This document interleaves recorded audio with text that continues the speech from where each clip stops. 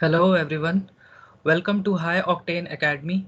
In this lecture, we will be going to study the topic cubes and cuboids, that is cutting of cubes. And this lecture is relevant for all competitive exams, especially for CAT, SSC, etc. So cubes and cuboids basically is the main topic, and there are various subtopics under this topic, and cutting of cubes is one among those subtopics. The other subtopics will be dealt in separate lectures one by one. So let us start with cutting of cubes in this session. Okay, so before starting cutting of cubes, we should be aware of the basics about cubes and cuboids, like what is cube and what is cuboid.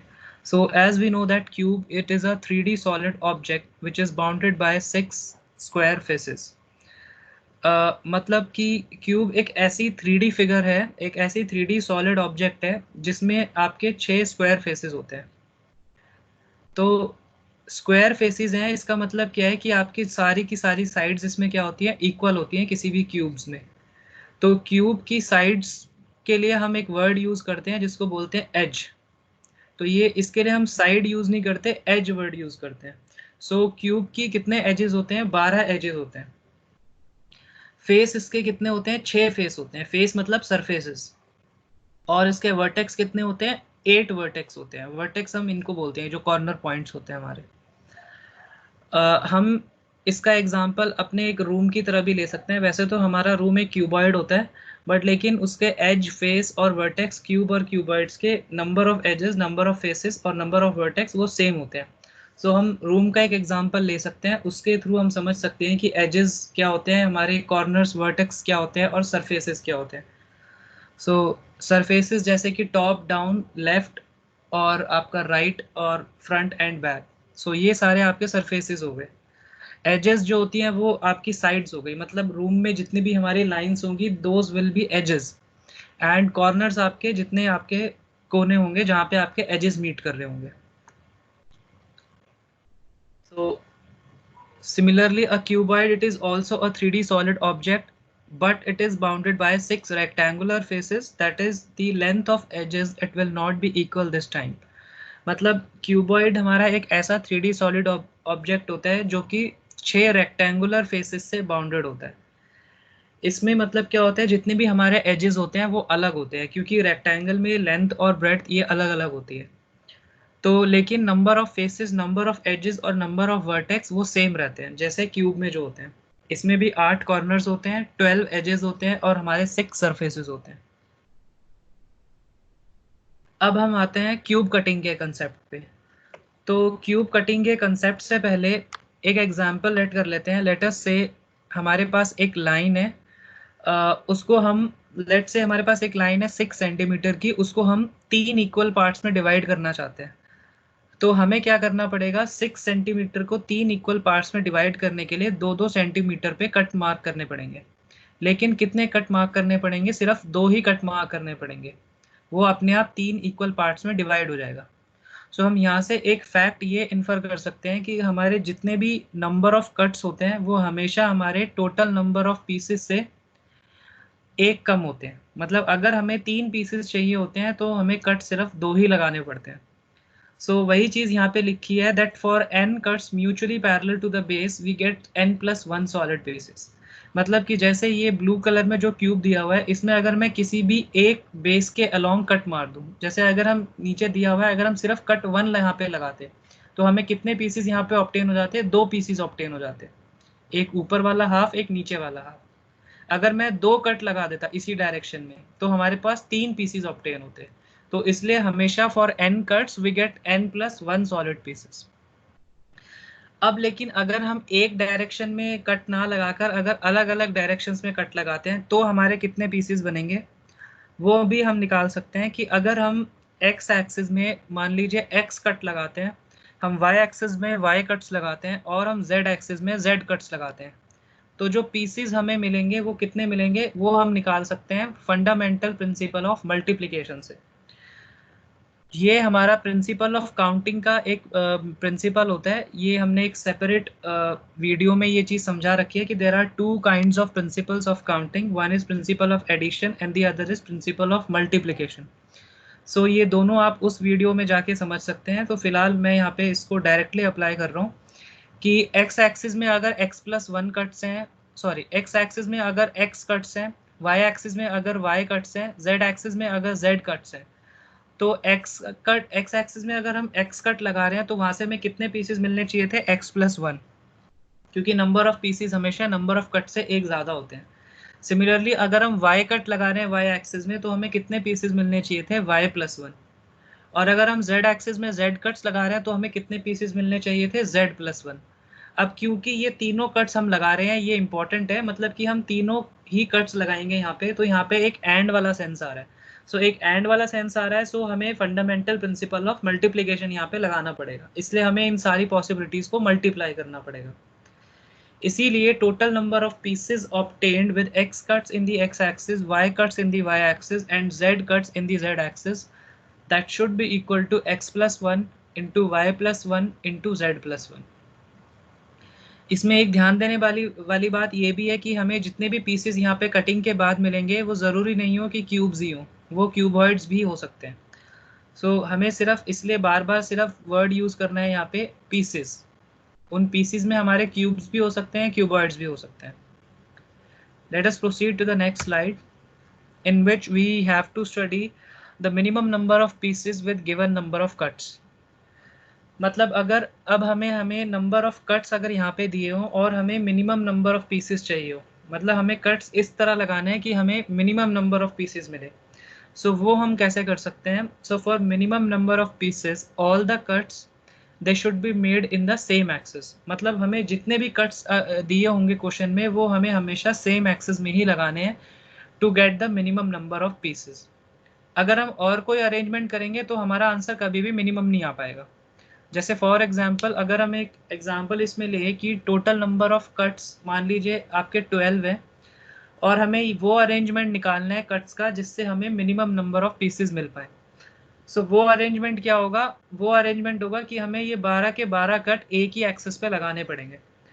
तो एक ही axis पे अगर हम 12 के 12 cut लगा रहे हैं तो मतलब बाकी के एक्सिस पे कितने कितने कट्स हो गए, 0 0 कट हो गए, मतलब हमने कोई कट किया ही नहीं।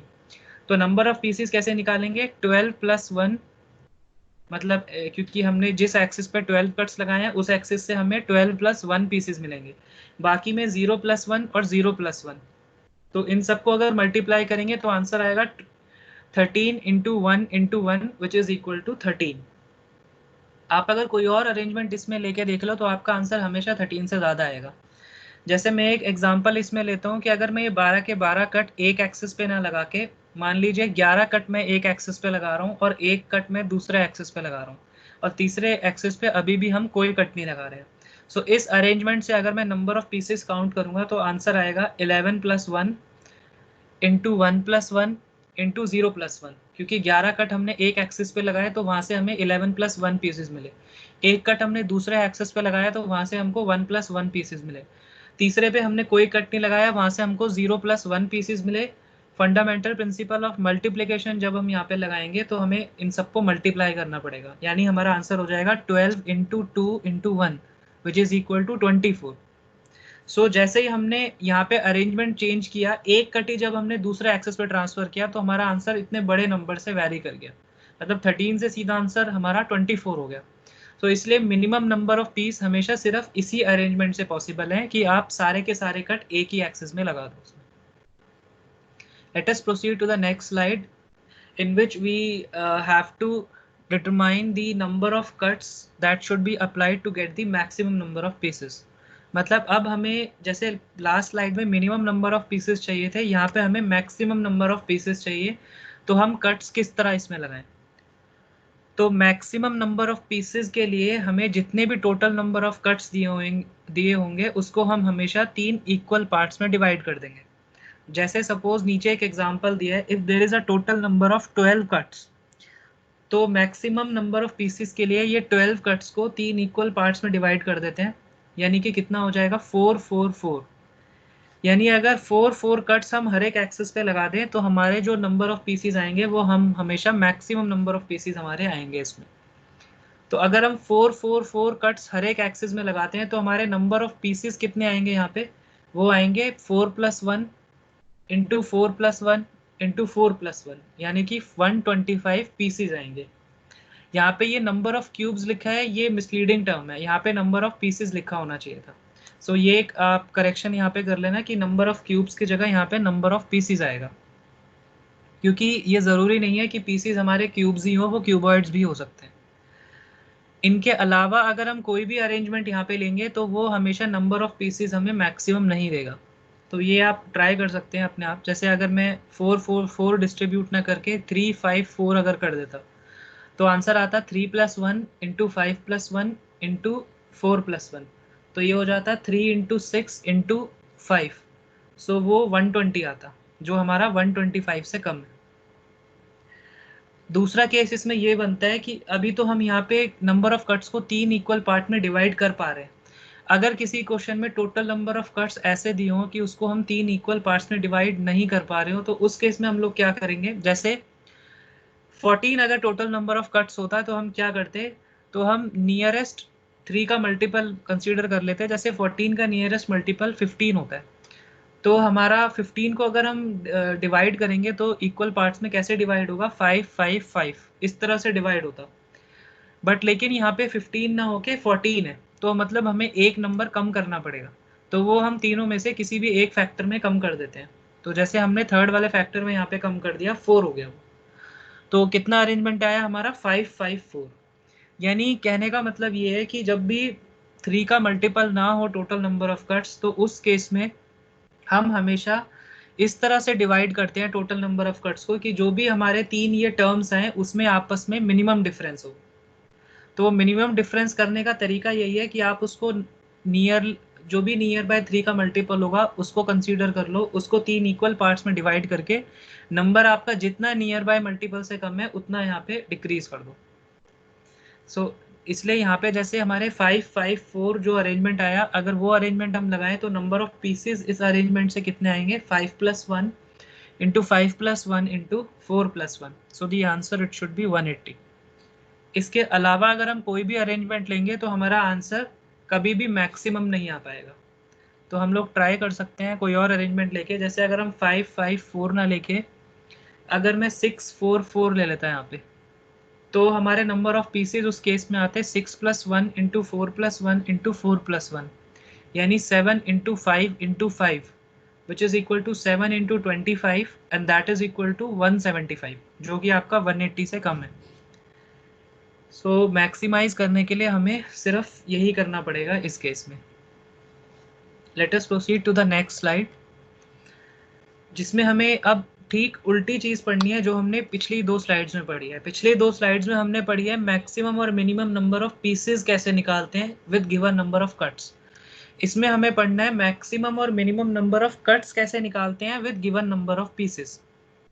तो बिल्कुल उल्टा होता है, जो मैक्सिमम का होता है पीसेस के केस में वो मिनिमम हो जाता है कट्स के केस में, और जो मिनिमम होता है पीसेस के केस में वो कट्स के केस में मैक्सिमम हो जाता है। कहने का मतलब ये है कि मिनिमम नंबर ऑफ कट्स हमारे तभी आएंगे जब हम जो भी हमें नंबर ऑफ पीसेस दिए होंगे उसको 3 इक्वल फैक्टर्स में डिवाइड कर पाए। तो जैसे फॉर एग्जांपल एक एग्जांपल ले लेते हैं, जैसे 125। लेट अस से हमें क्वेश्चन में दिया है कि 125 पीसेस हैं टोटल, और हमें कितने मिनिमम नंबर ऑफ कट्स लगाए इन पीसेस को ऑब्टेन करने के लिए। तो हमें इन 125 पीसेस को अगर हम जब फैक्टराइज करेंगे तो 3 इक्वल फैक्टर्स में हमें डिवाइड करना पड़ेगा। तो एक ही पॉसिबिलिटी बनती है 5 इंटू 5 इंटू 5, यानी कि हमें कट्स भी किस तरह लगाने हैं, 5 की इस तरह लगाने हैं कि हमारे नंबर ऑफ पीसेस किस तरह है, 5 इंटू 5 इंटू 5, ये नंबर ऑफ पीसेस हैं। अब यहाँ से अगर हमें ये पता लगाना है कि हमने कितने कट्स लगाए हैं, तो वो हम कैसे पता लगा सकते हैं, ये जो 5 इंटू 5 इंटू 5 आया इसको हम इस फॉर्म में कन्वर्ट कर देते हैं, ये x+1 into y+1 into z+1 में। तो 5 को हम 4+1 लिख सकते हैं। तो तीनों टर्म्स क्या हो जाएंगे आपके, 4+1 इंटू 4+1 इंटू 4+1, यानी हमने हर एक एक्सिस में 4 4 4 कट्स लगाए हैं, तब जाके हमको ये मिनिमम नंबर ऑफ कट्स हैं, तब जाके हमको ये हमारे नंबर ऑफ पीसेस कितने मिलेंगे, 125। अगर हमारा ये नंबर ऑफ पीसेस एक ऐसा नंबर है जो कि 3 इक्वल फैक्टर्स में फैक्टराइज नहीं हो पा रहा हो, तो उस केस में हम लोग क्या करते हैं, 3 ऐसे फैक्टर्स चूज करते हैं जिसमें हमारा मिनिमम डिफरेंस हो आपस में। तो वो हिट एंड ट्रायल से ही करना पड़ेगा। जैसे यहाँ पे एक छोटा सा क्वेश्चन दिया हुआ है कि अगर 10 पीसीज हो, तो 10 हमें पता है इक्वल फैक्टर्स में डिवाइड नहीं हो सकता। सो हम इसकी सारी पॉसिबिलिटीज यहाँ पे देख लेंगे और वो पॉसिबिलिटी चूज करेंगे जहाँ पे तीनों फैक्टर्स में आपस में सबसे कम डिफरेंस हो। तो लेकिन 10 के लिए तो एक ही पॉसिबिलिटी है, 2 इंटू 5 इंटू 1, और कोई पॉसिबिलिटी ही नहीं है। तो सिर्फ हमें यही यहाँ पे कंसीडर करना पड़ेगा। तो ये हमारे नंबर ऑफ पीसेस के फैक्टराइजेशन हुआ है। अभी नंबर ऑफ कट्स नहीं निकले। नंबर ऑफ कट्स के लिए हमें क्या करना पड़ेगा, इसको कन्वर्ट करना पड़ेगा इस फॉर्म में, x+1 y+1 z+1 फॉर्म में। तो जब हम इसको कन्वर्ट करेंगे तो 2 आपका हो जाएगा 1+1, 5 हो जाएगा 4+1, 1 हो जाएगा 0+1, यानी नंबर ऑफ कट्स हो जाएंगे 1 4 0 along the respective axis। तो ये था minimum number of cuts obtain करने के लिए। अब अगर maximum number of cuts obtain करना होगा तो हमें सारे के सारे कट्स को एक ही एक्सिस में लगाना है। मतलब जैसे अगर हमें 10 पीसेज ऑफ क्यूब्स चाहिए लेकिन हमें मैक्सिमम नंबर ऑफ कट्स लगाने हैं, तो उस केस में हमें कट्स कैसे लगाने पड़ेंगे कि सारे के सारे कट्स को हम एक ही एक्सिस में लगा देते हैं। तो अगर हम सारे के सारे कट्स को एक ही एक्सिस में लगा देते हैं तो मतलब ये जो 10 पीसीज हैं ये हमें सिर्फ एक ही एक्सिस पे मिल जाएंगे। तो इसका फैक्टराइजेशन किस तरह से हो जाएगा, 10 इंटू 1 इंटू 1। तो इस केस में हमेशा फैक्टराइजेशन ऐसे ही होता है, आपको जितने नंबर ऑफ पीसेस दिए होंगे दैट इंटू 1 इंटू 1, क्योंकि हमें सारे के सारे पीसेस को एक ही एक्सिस में कंसंट्रेट करना है। अब वापस से इसको उस फॉर्म में चेंज कर देते हैं, x+1 y+1 z+1 फॉर्म में। सो हमें मिलेगा 10 की जगह वी कैन राइट 9+1, 1 की जगह आई कैन राइट 0+1, ऐसे ही दूसरे 1 की जगह भी 0+1। सो हमारे नंबर ऑफ कट्स कैसे होंगे, 9 along 1 एक्सिस और बाकी एक्सिस में 0 0 कट्स। तो ये अरेंजमेंट से हमारे मैक्सिमम नंबर ऑफ कट्स होंगे to obtain specific number of pieces. So this is all about the process of cutting of cubes. We have taken several examples also to support the concept. So in the upcoming session, we'll take some more topics from this category like cubes with painted surfaces, and we'll take dice also. So let us wrap up this session. So please subscribe this channel, like it, and tap the bell button to get notification for all lectures uploaded. Thank you and have a nice day.